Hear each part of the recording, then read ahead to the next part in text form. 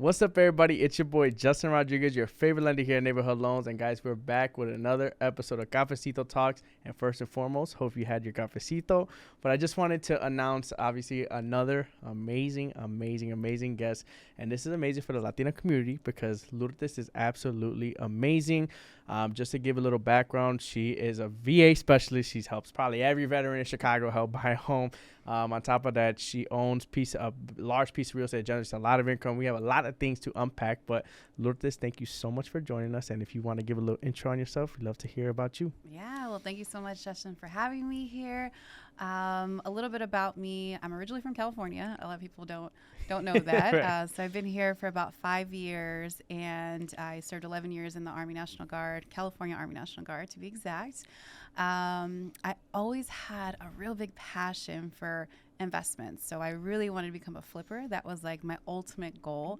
And then I landed in the real estate, like residential type of like field. So I do talk a lot about investment properties. That's kind of like my core and like why I wanted to get into the real estate field. But I really found a great opportunity to help veterans use their benefits, specifically the VA home loan. Yeah. Not just that, but the tax incentives, how to file for their VA disability claims. Like there's so much that we've been able to do and to help veterans all the way around. So I'm really excited to talk about that because it's really when I got out the military, I didn't think I would be able to continue to help my people. Yeah. And every day I do. And sometimes that closes. I get a little emotional because right. I do get a little emotional just because we are creating something that we never thought as military folks that we can actually accomplish. So it's definitely embedded in my core, and I really love what I do. Right, and I love to hear it. And it's impactful for me. I can feel like the vibe that you're super in love with what you do, in tune with just everything about the job and career that you're in. But I want to dive deeper for all the people that don't really know about the incentives of being a veteran and things outside of real estate, because there are a lot of incentives out there for people to be in them, and it doesn't come better from someone that actually did it. So give us a little insight on all those benefits. Okay, so there's quite a few. Obviously, with the VA home loan, if you're not familiar, and a lot of veterans are not familiar, the loan product, you don't have to put money down. So that's huge. Other loan products, you have to put 3.5%, 5% down. With VA home loans, it's 0% down, which is awesome. And then a misconception that we do have is closing costs. Yeah. The buyer does pay closing costs. Mm-hmm. So that's something that does come out of our pockets. Inspections, appraisals, things of that nature.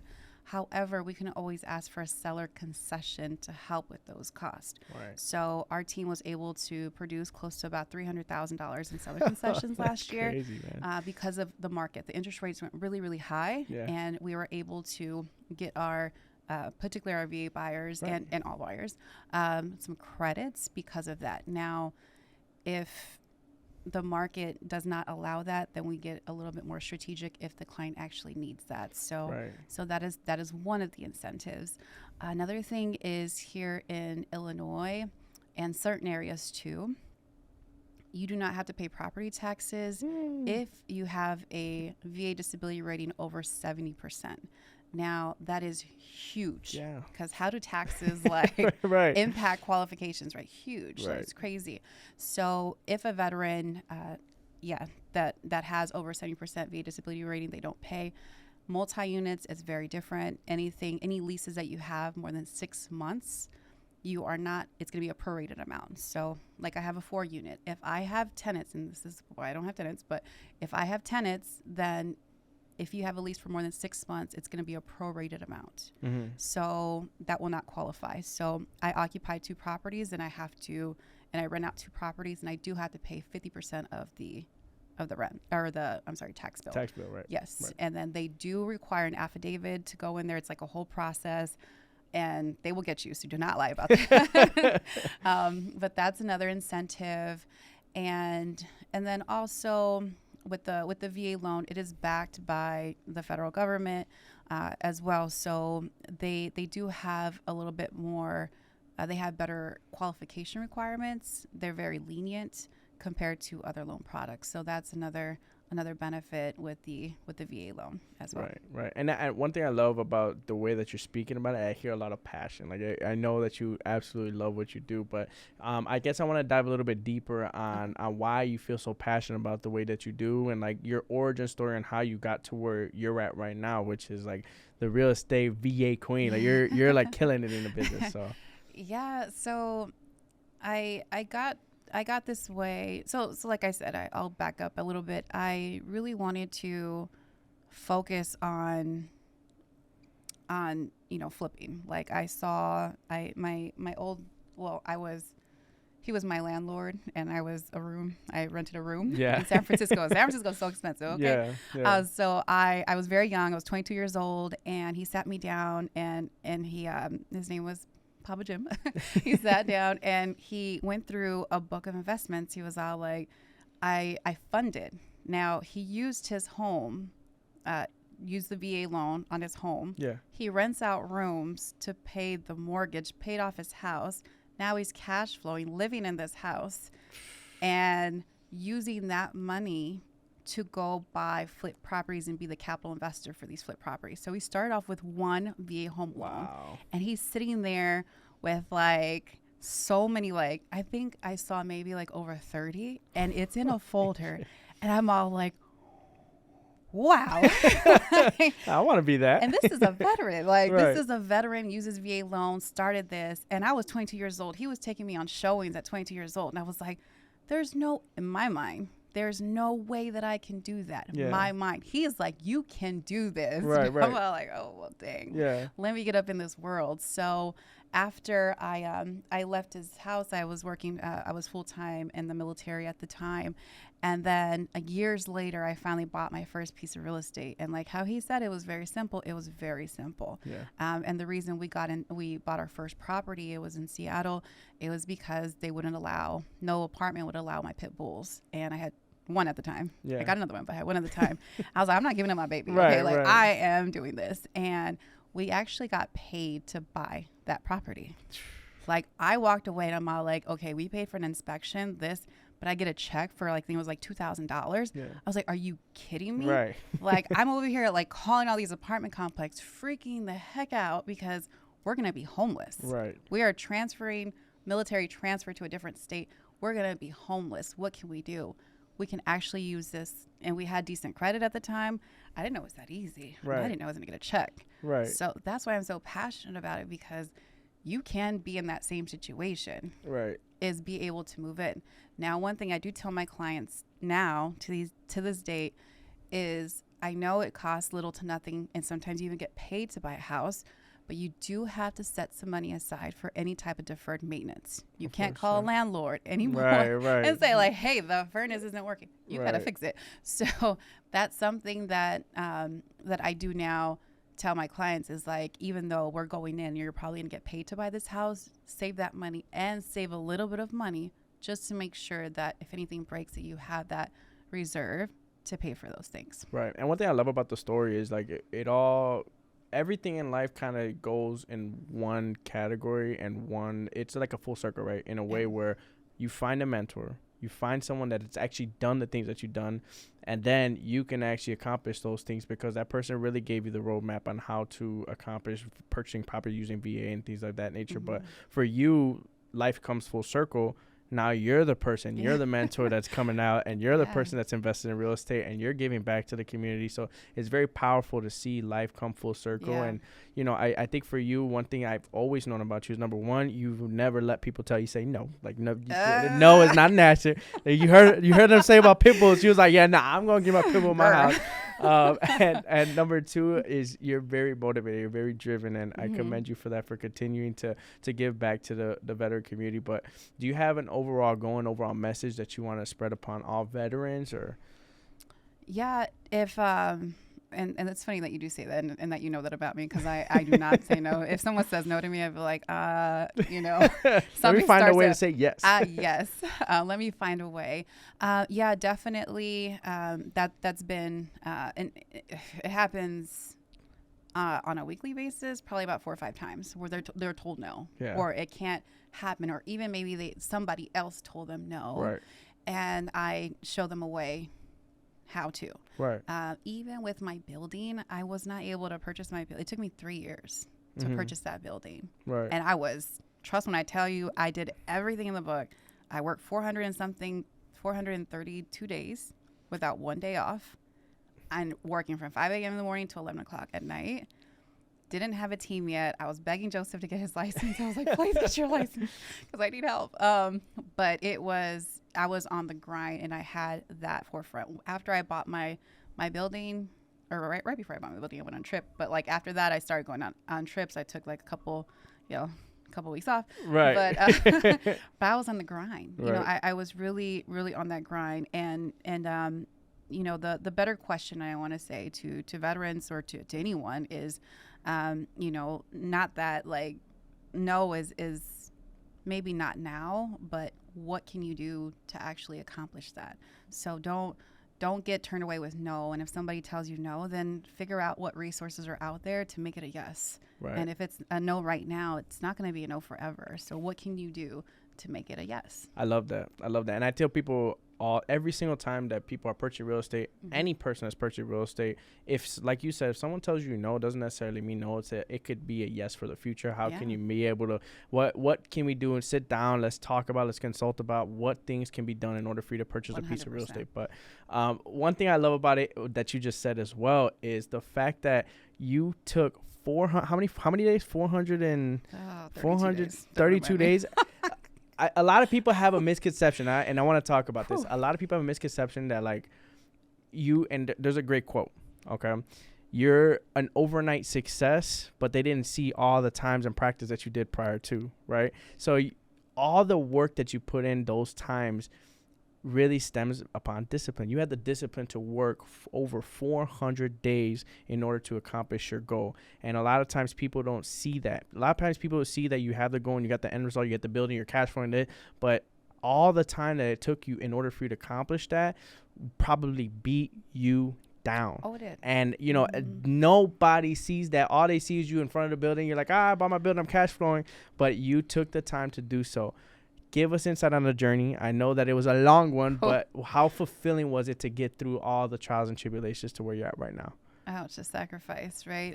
So this was in COVID. Yeah. Busy season. We couldn't do nothing. Okay.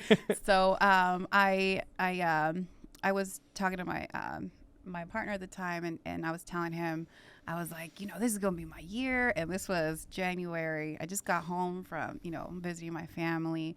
And I was like, oh, this is going to be my year. I'm going to kill it. 2020. Then COVID hit.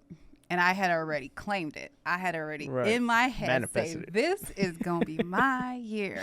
And I was super, I don't know what happened with my trip home. I was just so happy to see my family. And they energized me so much. And my mom, and I wanted to, you know, get all this stuff for my mom. I want to buy, you know, pay my mom's mortgage. This, I would do all this stuff.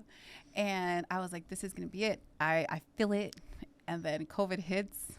And I'm like, what am I going to do? Pay for my own mortgage, right? What am I going to do? Yeah. And I hadn't bought the building yet. Yeah. And I did not buy the building. And we were projecting leaving in 2022. So I was like, I have some time, and this is what's going to happen, right? And this is my planning. My planning. I already had in my mind what I wanted to do.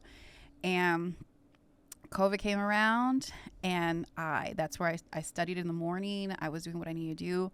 I had real estate agents call me and say, like, are you showing right now? Because I'm high risk and I don't want to be out there. Right. I was like, I sure am. I have my gloves. I have my glasses. I have my mask. Yeah. And this was before the mask went out, because we were supposed to be traveling to D.C., but we had to cancel a trip because of COVID. And I had the whole thing. I was like, I'm ready. So I was out there, and we had clients, like, you know, wrapping their face with scarves, like everything. And we went in there and we put in work. Let me tell you, the interest rates went down, and then I put in extra time of work. Yep. I remember at one point I had 20 buyers and I had 20 clients under contract. Wow. By myself, single agent. And let me tell you, like, that was not easy. Yeah. That was not easy. In between, like, showings, I was negotiating offers. I mean, I was like, I would get to another showing, and I was sitting there, I was on my phone, I was doing writing an offer on my phone. Like, it was insane. Insane. Can I do it now? Absolutely not. No, and you choose not to, right? Like, I choose not to, yes. Because now there's systems, there's the who's, there's the team, there's like so much more in place where, you know, I wouldn't be able to do that. And I did burn out after my little fort, because that is totally real. And it is okay to do that. And if I would take a step back, I would definitely have hired those people, the admin assistants, to be able to support that, so you don't have that burnout. And because it was rough, there was a lot of sacrifices that came with that. And you know, the reward was definitely there. I bought my building, and it was a building I never thought in my wildest dreams that I can even like afford or be able to do. And it was like the building for me, because the taxes were so low that I qualified for the building. And I was like, oh, this. And I already had 2 Airbnbs, and that was my goal, is to have Airbnbs. And I've been an Airbnb host since 2000 and was it 6? Yeah. 7? No, I'm sorry, not. We'll dive into deeper about the Airbnb, because I'm gonna tell you guys, there's something you guys want to hear about this Airbnb story. There's a story that I heard, and I was like, bro, I didn't even think this was possible. But one thing I want to, you know, I would challenge you on something. I don't think that you should have, or if you did anything, because it made you who you are. And, you know, that journey, what made that buying the building was that much more fulfilling, because, you know, you took so much time and energy working your butt off to get to the point to where you're at right now. And now you are able to guide and mentor all the people who are in your situation, and like let them know, because it's the truth, the absolute truth. Is it hard? Yes. But honestly, people who make it seem like it's easy, the Lambo trucks, the things about real estate, it's really kind of, it makes people discouraged who get into the industry, because they think that it's a really simple business. And when you love it, don't get me wrong, it feels like you're not working, but it's a grind, especially when you got, I can't imagine having 20 buyers driving around 20 buyers and having 20 buyers on the contract. So congratulations to you. And we have been talking a lot about this building, and I think everybody wants to know that this building nets over 6 figures. Like, this building is a dime and a gem. And I think that, you know, everybody should kind of know and first dive into the idea of the 2 Airbnbs, because that's not even something you should be doing, but having 2 Airbnbs in one property, and like just dive into specifics on how you obtained it. And, you know, obviously the Airbnb part too, because that shows you she don't take no for an answer. So. Well, one thing I want to say, definitely check with the city or the village that you are planning to do your Airbnbs. They've gotten so strict with these. It's not even funny. They've gotten real strict. So I chose this building, and I wanted to choose one building because I thought if it had 2 addresses, then I can have 2 Airbnbs. That's not the case anymore. Where I have my Airbnb, that's not the case. But I had 2 addresses, and then it already had 2 Airbnbs in the property, like that were fully functioning, where they had the management set in place. It was already designed for short-term rentals. And they were selling it with the furniture. So I was like, oh my God.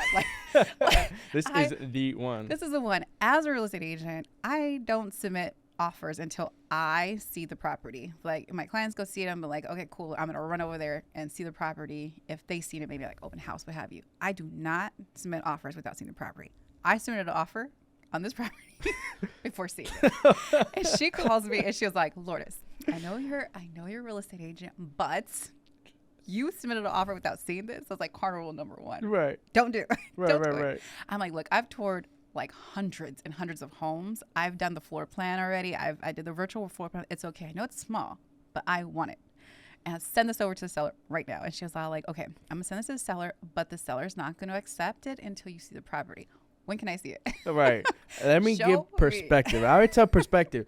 This is a 7-figure building. This is not like a 200,000. No, this is a 7-figure building. So commend you for like amazing work to be able to accomplish and get something like that. But that's like the most risk. Like, it's so it's high risk, but like obviously high reward. You're killing it. So okay, go back into my bad. No, that's totally fine. I was told that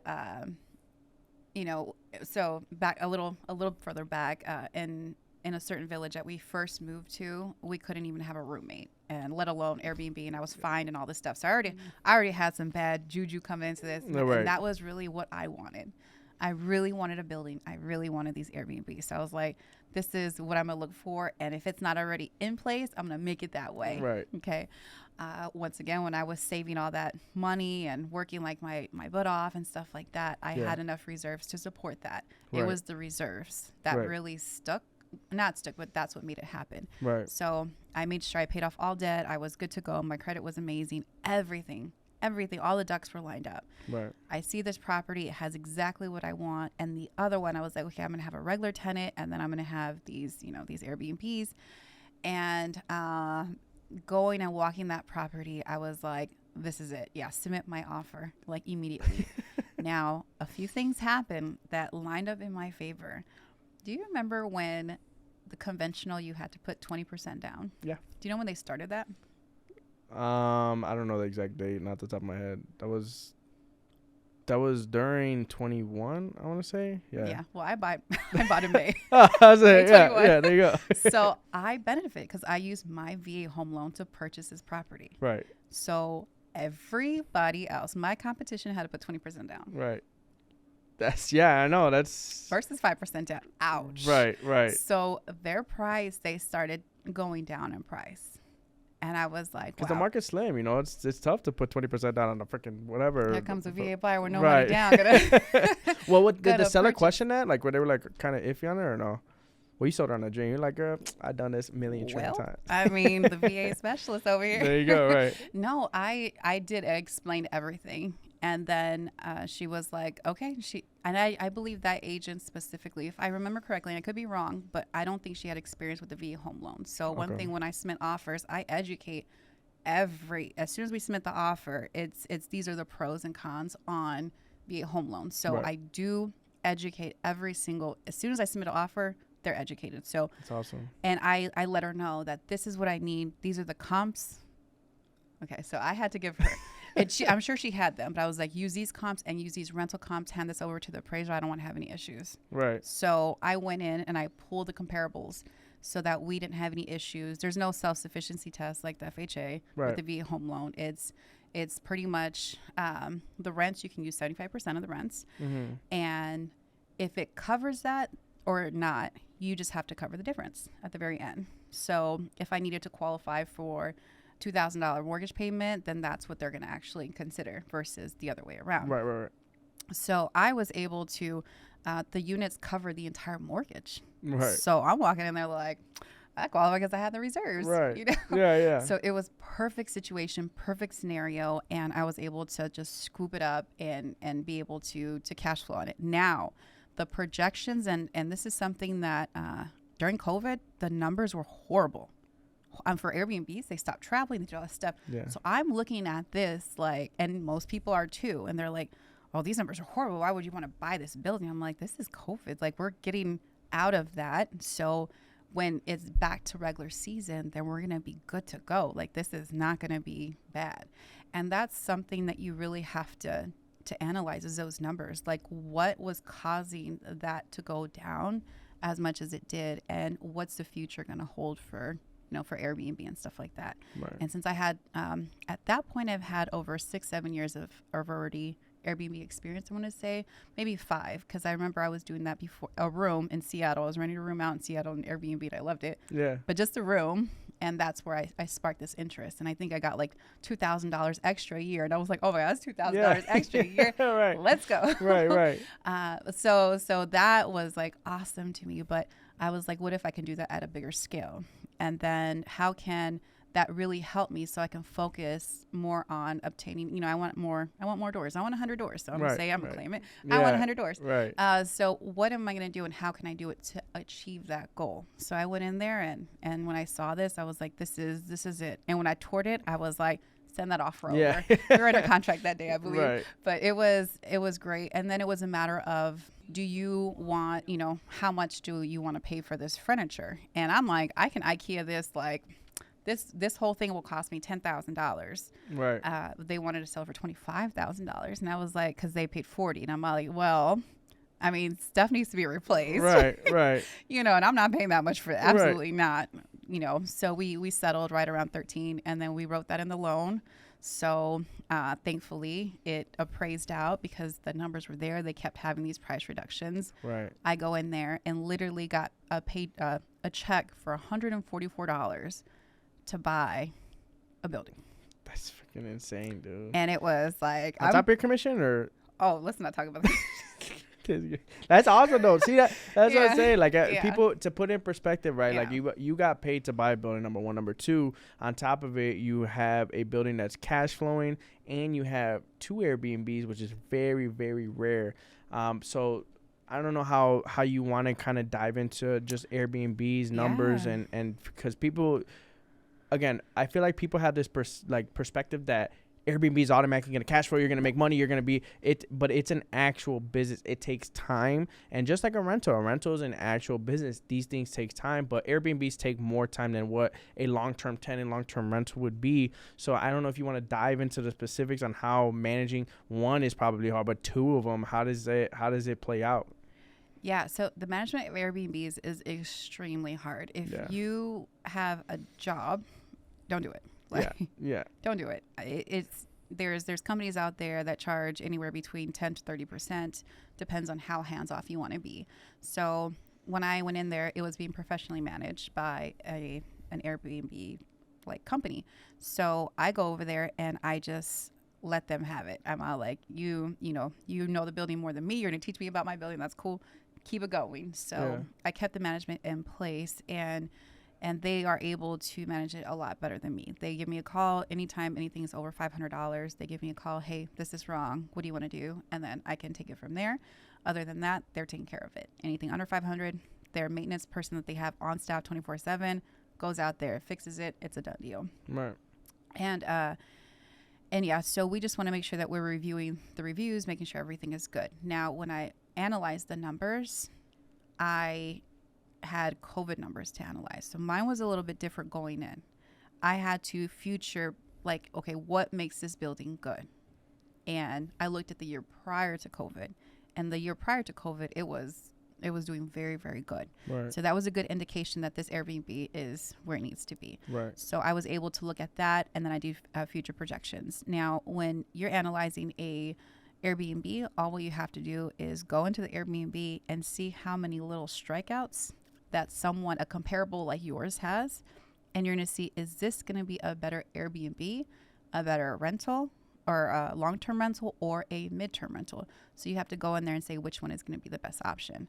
Mm-hmm. So if you can pay all your bills for 15 days, so you look at 15 days and then you say, okay, the rents to the mortgage for that part of the building, the utilities, everything that you need to put into it, that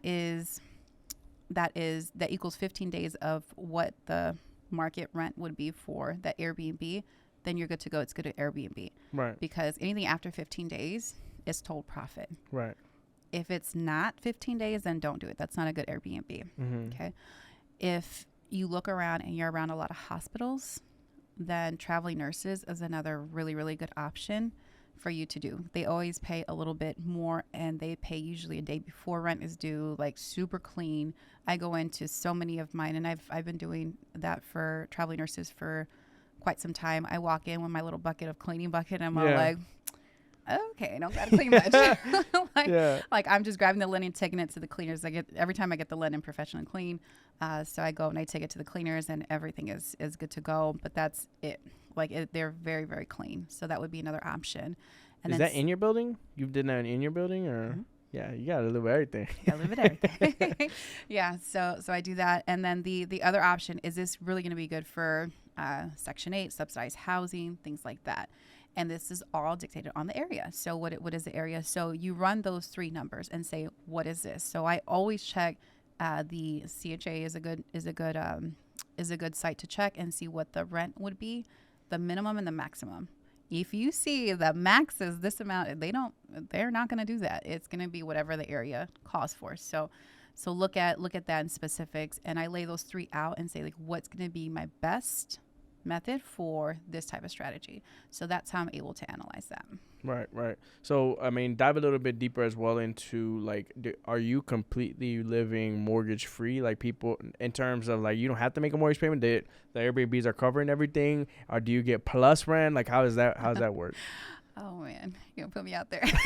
We ain't got to go numbers. You ain't got to go specific numbers. Yes. So, I have to pay my mortgage for usually December and January. Okay. A small portion of it. Okay. The rest of the year, I'm getting paid to live there. So, and it makes up for this amount. So yes, the Airbnbs just wide. December, January, and a little bit of February are the slowest months. Mm-hmm. Okay. So moving forward next year, I am going to make sure that I have something in place so I don't hit that again. And I knew it was coming, and I was too late on the bandwagon to make sure I secured that in advance. But I am going to do that for next year, make sure I have a solid plan. So I am cash flowing, and it is a pretty significant number. It's cool to just be able to say that you're making money on something that you really didn't put any money into. I mean, not money into, but like you didn't put no money down, right? Like, and it's really cool that other people can watch this and really see that this is something that you could do to set yourself up financially, whether it be with a VA home loan, FHA, whatever it might be, even conventional. This is something that you can do to help you build a financial future for yourself and for your family. And I loved your story because, you know, especially being that you have just an unorthodox way of making money, just to show you that there's so many different ways to be able to make money in real estate. And honestly, it shows too, also in investing, like, you don't have to, just because the numbers of a company or an Airbnb doesn't look profitable at the moment, being able to see the history of that investment and is it going to rebound, because you actually probably got that property at a cheaper price all because of where the market was, you know. So it's all about seeing all different options and having the right guidance, but it all goes back to having the right mentor, because if you don't got someone that's guiding you, you're not going to be able to see those things. Absolutely. Right. And I think that you have been able to just excel your life at a quicker pace because you've been able to have people and individuals who have invested in real estate, who have been successful, and they just leveled up your projection to even quicker to being a successful woman that you are. So I commend you to that. And I want to dive deeper into you and your background. Was there any family members that made you like drive to become the person that you are today, or how did you become who you are? Was it, you know? The military. Really? The military is that's good though. If it is the military, that's like another family, you know. That's another group of people that could definitely impact you, you know. So I definitely say the military had a huge influence. My family too. My mom. Oh my God, my mom. She would always, Mija, you could do anything you want. I'm like, Mom, I would. Yes, Mija. Yes, Mija. I'm like, listen to what you're saying. Right. You know, I wanted to be like, I remember I wanted to train tigers. So my mom would always take me to Marine World, and I don't know what it's called now, Six Flags maybe, if they still have them, but there was tigers, and I would have an infatuation, and she would be like, yeah, Mija, you could train tigers. So like, right. anything I put in my head, my mom would be my like biggest cheerleader. You know, she was huge. And then I remember 17. I didn't really want to go to college. Don't tell my mom. Right. But I didn't want to go to college when I was in high school. So I decided to join the military because there was no exception. I was going from high school to college. I was like, but there's a way. Right. There's a will. There's a way. And I was like, Mom, they will pay for my college. You know, okay, I'm not worried about it. So I remember joining the military, and my recruiter, who became a really big father figure to me, you know, he man, every step of the way he was there trying to find me employment, just the amount of support that he was able to give me was unparalleled. Like, that really was amazing. Between the support, my mom being my biggest cheerleader, to actually having a mentor, I was like, this is great. Like, every job that I had, he had some type of influence on getting me there, and mentorship, because it's a little difficult being a female in the military, trying to advance, trying to do this stuff. And, you know, it's difficult because I always had, oh my God, I can't tell you the amount of haters I've had. Well, what were their struggles? It's a man's world. Yeah. So it's a man's world. And I was told at a very young age that you had to work extra hard as a female to go in advance. And it was when I saw that was a reality, I was like, man, like it sucked. But what made you keep pushing? Like, what gave you that motivation My to keep driving? mentors, my supporters, and my last assignment was a recruiter. So I started 11 years. My last assignment was a recruiter, and I love that job. Like, I got to put people in the military just like me and give them the opportunity that I was given. You know, I was in school currently. I think I achieved my junior year while in service, and I didn't have to worry about, like, you know, any type of student loan, student debt, as most of my friends did have that went to college. They had student loan, student debts, and I saw how crazy that was. And now they're working these little jobs to pay off these loans and not really fulfilling like what they needed to. And here I am with experience, and I've traveled the world, and I've done so many like amazing things.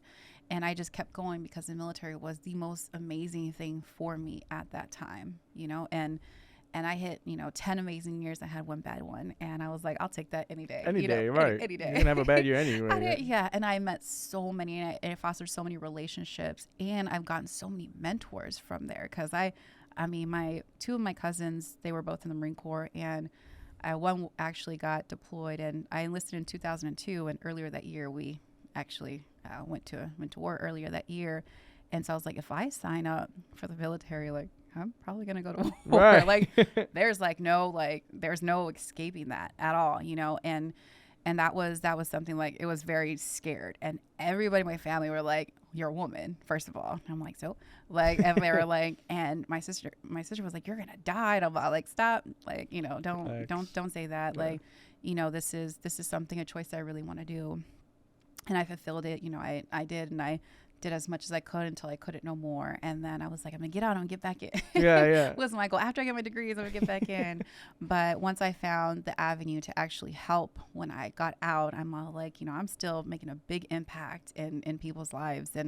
And I have a lot of VA people that also get buildings, and they're not paying mortgage. They're getting paid to live there. So being in a place where I can actually be able to do that is so amazing. Like, it's hard to like really, it's hard to really put that into words, but I really, really enjoy what I'm doing and being able to do that. And the military definitely gave me a solid foundation, I want to say, and all those people and relationships that I was able to develop. And with the military, they tell you to do something, you're like, all right, I'm gonna do it. Yeah. I mean, it's powerful. That's super powerful to be able to hear that, because I think one thing that's super important about just life overall and in general is building relationships and meeting people and using their life experiences in order for you to actually have a gain and move forward in life in your own personal life. Because if you hear other people's situations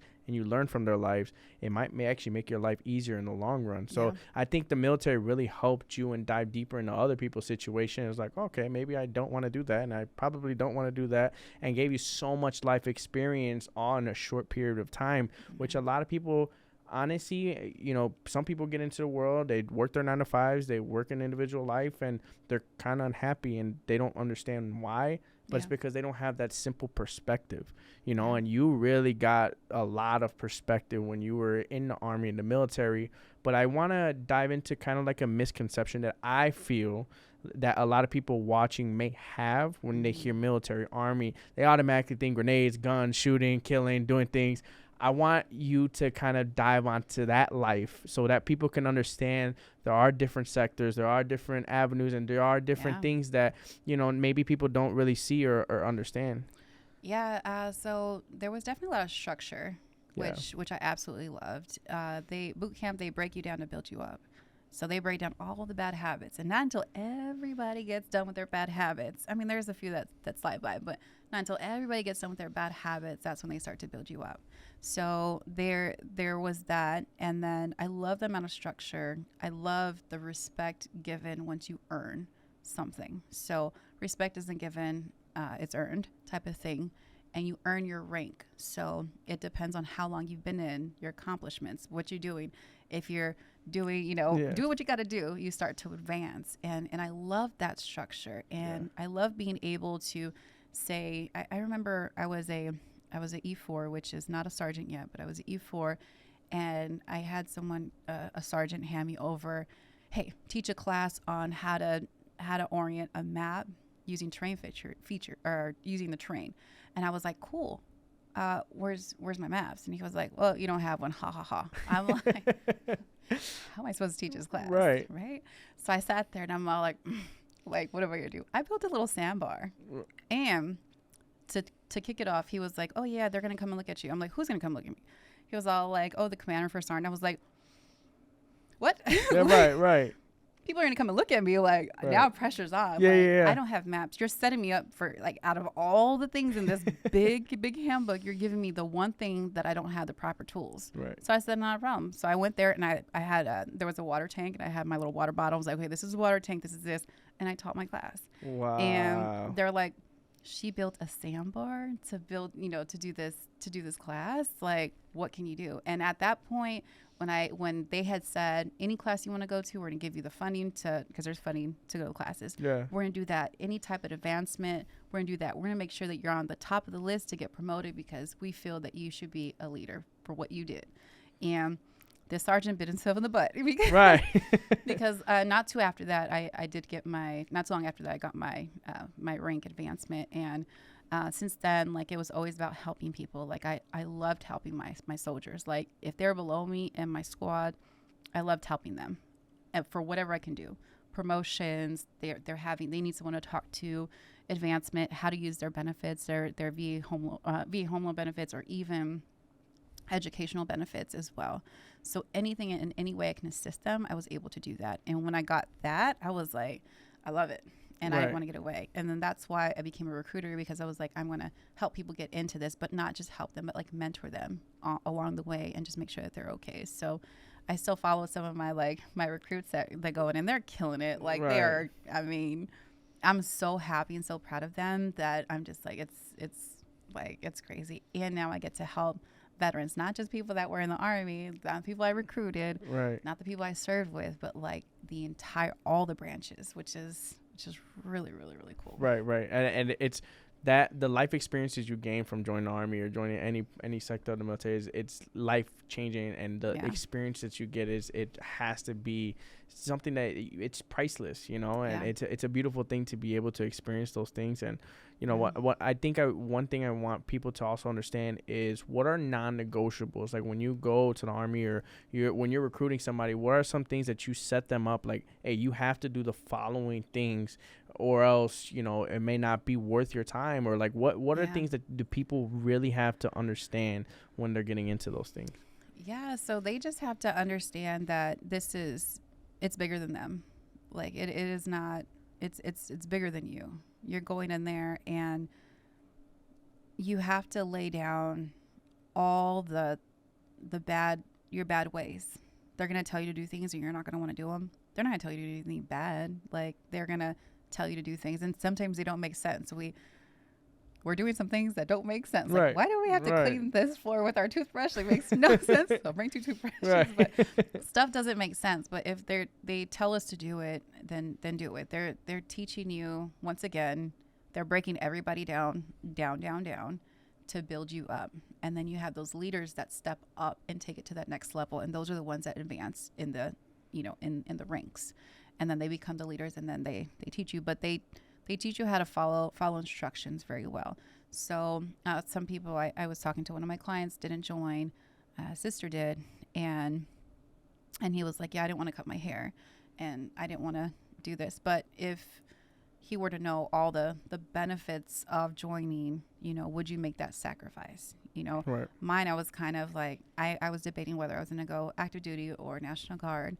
And I'm like, I don't know if I can be away from my family too long. So there's the reserve components of the military where you do serve, but you're not serving full time and not away full time. Right. So it just depends on kind of, what your goals are. Just understand that you do have to be a student before you can become a teacher, and just make sure that is something that's embedded in you, and follow the instructions. It's very easy. And then also start to step up. That's another thing. The military will be a lot easier if you step up.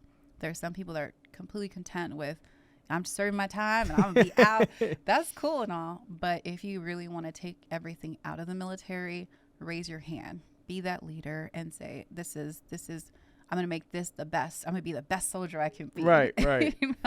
You know, have that mentality. And I think you're going to do perfectly fine. There is a lot of, you know, they do teach you how to be very strong and stuff like that. And we do have a lot of soldiers that when they are individuals, veterans, that when they come out, they struggle a lot. And there are a ton of resources for veterans to cope with that and still be in community after they get out.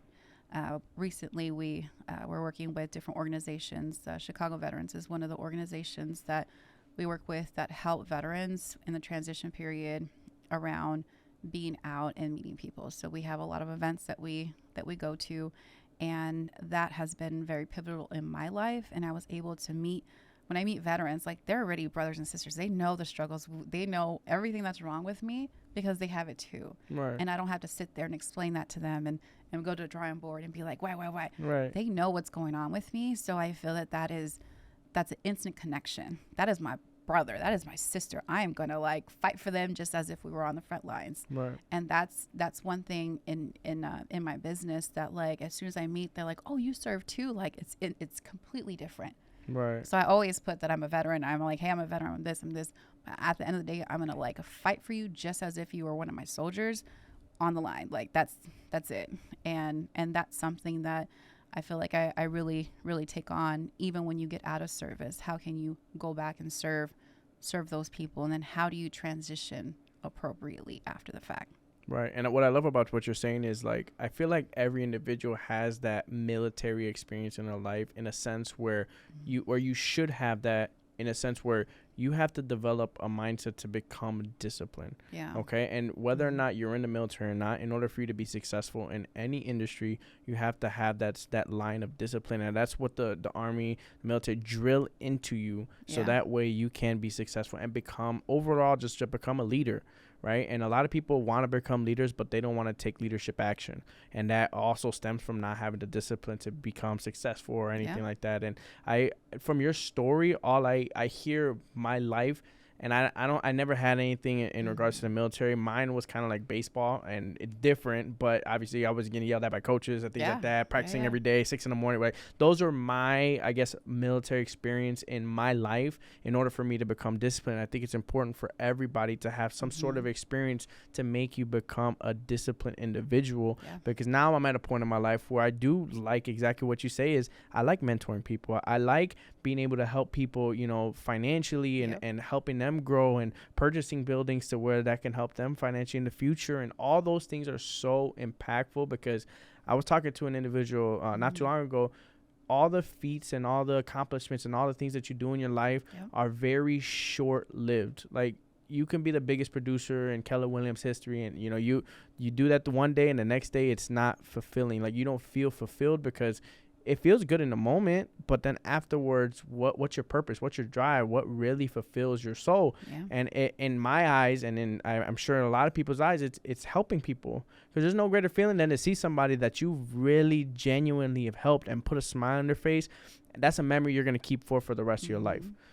Accomplishing goals and dreams are stuff that you still need in your life in order for you to continue to stay motivated, but it's in a lot of cases not going to really fulfill everything, because I've accomplished the feats and the accomplishments, and in my situation in particular, it never really fulfilled me until I started helping individuals. So I love the fact that you are in a position now where you are that leader, not only for the people that you grew up with, but for all other individuals that are looking to get in this situation, because life came full circle in your story. Like, you were that one person with the star eyes, like, oh wow, I want to be like this individual, and it all came full circle to where you're now that leader. And it took you that life experience for you to get to where you're at right now, to the producing agent that you are, to owning a building, to hopefully open more doors and just inspire everybody else to be able to accomplish your journey that you've done thus far. So kudos to you. I really do appreciate everything and the words that and the knowledge that you've dropped amongst everybody. So is there anything that you want to finish off for everybody that's listening, and just anything that you want to say to anybody? Yeah, definitely that there's a lot of resources out there. There's a lot of personal development also that I've embarked throughout the years, and I do have a ton of mentors. I have a lot of accountability partners, and there's a circle, an inner circle that I have built that is very, very powerful, and I feel that that is huge. It's who you surround yourself around. One, who are the mentors and accountability partners that you have in your life that are going to propel you to that next level. I feel that is great. And if you don't think something is possible, look into it a little bit deeper. Get in front of those people that are doing it and say like, hey, mind you, when I bought my building, it was my only income. Like, it was nobody else's income. Yeah. It was mine. And it took me a very long to do it. And I did it on 1099. Like every challenge and obstacle I feel that could have happened during my pre-approval process, let me tell you, happened from all the way from the taxes not processing because of COVID. I'm talking about every teeny tiny little thing. And I'm sitting there like, oh my gosh, talk about nerve wracking. I can just imagine what my clients are going through during this process. And that's why I'm feeling that like gut wrenching, like feeling. I always guide my clients like, this is the expectation. This is what's going to happen. Any questions, let me know, type of thing. So I definitely don't give up on your dreams. Figure out the steps in order to get to where you want to be, and have those people hold you accountable to get there. And then also just keep grinding. When people tell me no, not like if I really want to achieve something and someone tells me no, I'd be like, okay, well, how am I going to do that? So that's when I start on my journey of like researching, like who's done it, what mentor, what accountability partner am I going to go and use so that we can propel to the next level. So that's one thing, is just don't give up on your dreams. And if someone tells you no, come and see me. You got my information. And that's what I love. I love that. I mean, a lot of times it's not about what you know, it's about who you know. And especially just having one individual like you that has a network of people that could potentially help you in a bunch of different situations is super, super important. Yeah. And I like I said, I aspire, especially now that I'm a new dad with a daughter. It's inspiring and refreshing to see another Latina that's killing it in the game. And again, thank you so much for just being here, having your presence. Thank you for the kind words. Yeah.